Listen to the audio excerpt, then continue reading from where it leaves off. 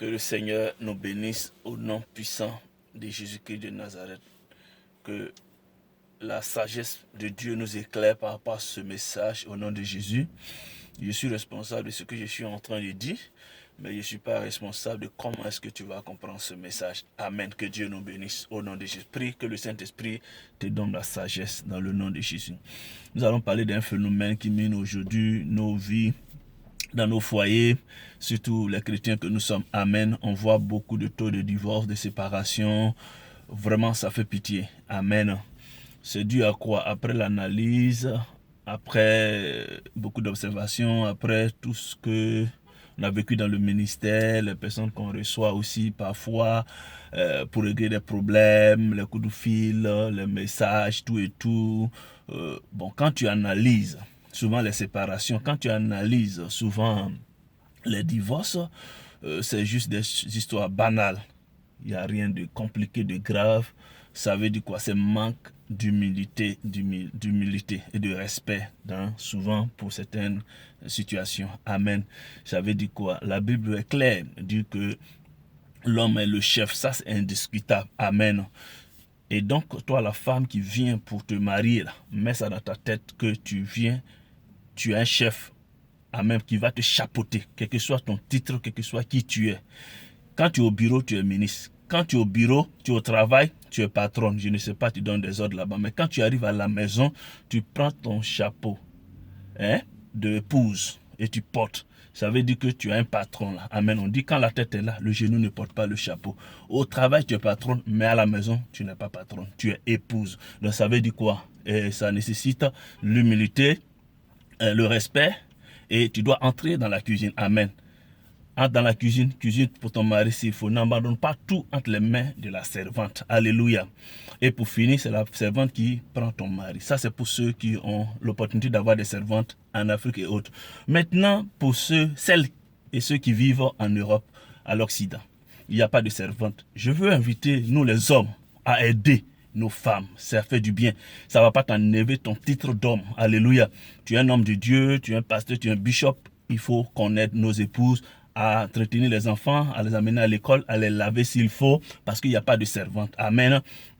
Chacun de nous se débrouille vraiment ici pour vraiment prendre soin de sa vie. Alléluia. Et donc, du coup, la dame a besoin d'aide. Amen. Il n'y a pas de servante, il n'y a personne pour aider, il n'y a pas de nièce, il n'y a personne pour, n'est-ce pas, aider. Donc, nous devons entrer même dans la cuisine, préparer s'il faut. Amen.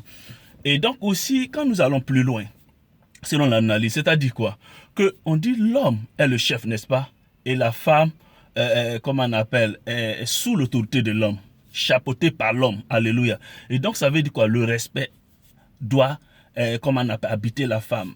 Oui, c'est très important. On dit, homme, aimez vos femmes. On n'a pas dit ce soir d'être soumis à vos femmes, non. La soumission, c'est toi, femme, qui dois te soumettre. Tu dois aussi obéir à ton mari, respecter ton mari. Alléluia. Maintenant, à l'homme de, n'est-ce pas, t'aimer. Amen. Mais la dimension du respect et de la soumission que tu donnes à ton mari est égale à l'amour que la personne va te donner. Amen. On voit même dans les familles, quand un enfant, tu l'envoies et qu'il va, il est obéissant et tout, qu'est-ce que le parent fait? Quoi qu'on dise là, il a un regard vraiment favorable pour l'enfant qui l'obéit quand il envoie et qui est toujours à sa disposition par rapport aux autres enfants. Toi-même, tes enfants qui sont sortis de tes entrailles, parfois tu fais un choix. Et c'est comme ça aussi que ça détruit beaucoup de foyers. Amen. Dieu a dit, j'ai aimé Jacob et j'ai haï Esau. Ça existe. Alléluia.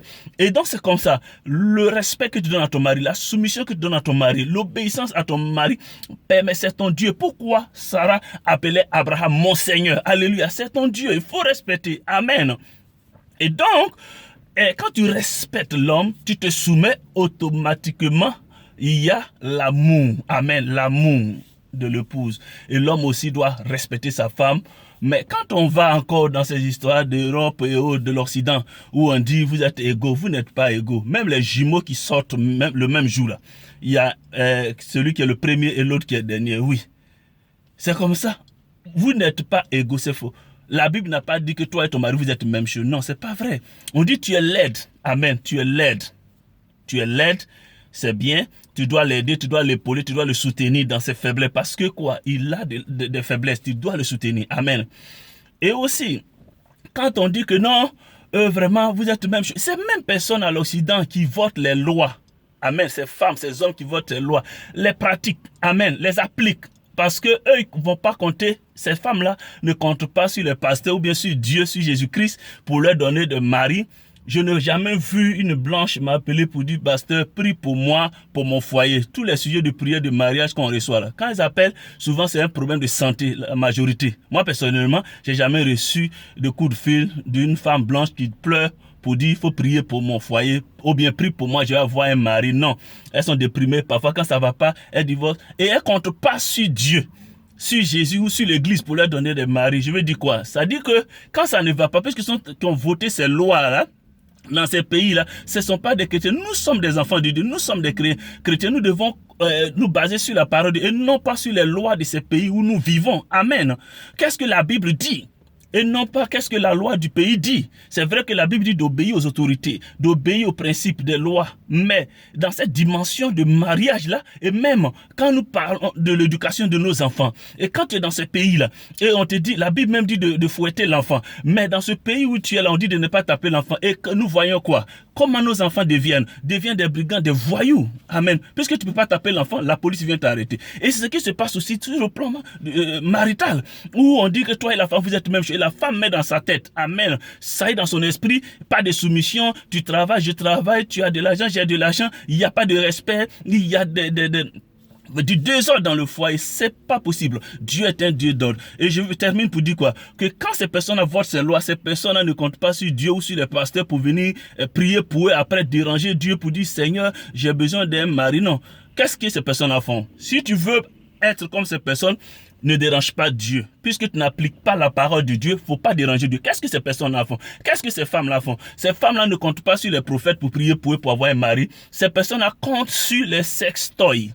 Ok, les poupées sexuelles, que ce soit les hommes ou les femmes, c'est sur ça que compte. Quand ça va pas, ils vont à la boutique acheter ça pour se débrouiller. Elles n'ont pas besoin de mari. Elles vous font appliquer ces lois-là, vous, nos sœurs qui vivent en Europe, là. Elles vous font appliquer ces lois-là et elles n'ont pas besoin de ça parce qu'elles n'ont pas besoin de mari. Mais toi, une Africaine, quand tu n'es pas marié, c'est un scandale. Tu as besoin d'un foyer. Donc, de grâce, un peu d'eau dans nos vins. Que ce soit les hommes ou les femmes, de grâce, un peu d'eau dans nos vins. Parce que ces personnes-là n'ont pas besoin de mariage, c'est pas un problème pour eux. S'ils n'ont pas d'enfants, c'est pas un problème. L'homme blanc, s'il n'a pas besoin, il n'a pas d'enfant, c'est pas un problème. C'est pas un obstacle, c'est pas un scandale. Mais nous, Africains, quand tu n'es pas marié, tu n'as pas d'enfant, c'est un scandale. Vraiment, on dit, depuis là, tu n'es pas marié, tu n'as pas ceci, tu n'as pas cela. Donc, de grâce, soyons humbles. Soyons soumis. Respectons-nous. Amen. Nous sommes des chrétiens, nous devons nous baser sur la parole de Dieu et non sur les lois, alléluia, qui vont contre la parole de Dieu. Parce que ces personnes-là n'ont pas besoin, comme je le dis, je le répète, de mariage. Toi, tu veux te marier, sois soumise. Amen. Et l'homme aussi, nous, les hommes, de grâce, soyons des pourvoyeurs, amenons la provision à la maison, respectons nos femmes, soutenons-les, amenons la nourriture. En tout cas, faisons ce que nous avons à faire. Amen. Que chaque partie, en tout cas, joue sa partition. Et nous verrons que les choses iront mieux pour nous en tant que des chrétiens. Prenons les conseils et les exemples sur nos mamans. Amen. Nos mamans, nous sommes des Africains. Nos mamans, elles sont restées dans les foyers. C'est pas parce qu'elles étaient gawazes. Ou bien c'est pas parce qu'elles aimaient supporter les foutaises des hommes. Non. C'est l'humilité qui caractérise ces mamans. Je voulais saluer toutes ces femmes et ces hommes qui ont accepté par l'humilité de rester dans les foyers pour sauver l'honneur. Amen. Que Dieu vous bénisse au nom puissant de Jésus-Christ de Nazareth. Que la faveur et la grâce de Dieu soient sur vous. Je vous aime, mais Jésus-Christ vous aime aussi. Que Dieu bénisse nos foyers, que Dieu nous donne la sagesse, que son intelligence nous habite dans le nom puissant de Jésus-Christ de Nazareth. Car le Seigneur a dit ceci, vous êtes dans ce monde, mais vous n'êtes pas de ce monde. Ça veut dire quoi? Les pays où nous sommes là, prenons nos valeurs. On ne parle même pas de nos cultures, parce que tu peux marier quelqu'un, vous n'êtes pas de même nationalité, vous êtes des Africains, mais vous n'êtes pas de même nationalité, du coup, les cultures changent. Mais basons-nous sur la parole de Dieu. La Bible dit quoi? Femme, soyez soumise. Un point, c'est pas un débat. Hommes, aimez vos femmes, respectez vos femmes. Et chacun fait ça, nous verrons que les choses iront mieux. Et nous aurons moins de taux de divorce dans nos vies. Que la faveur, la grâce du Seigneur soit sur nous. Dieu vous bénisse au nom de Jésus. Amen.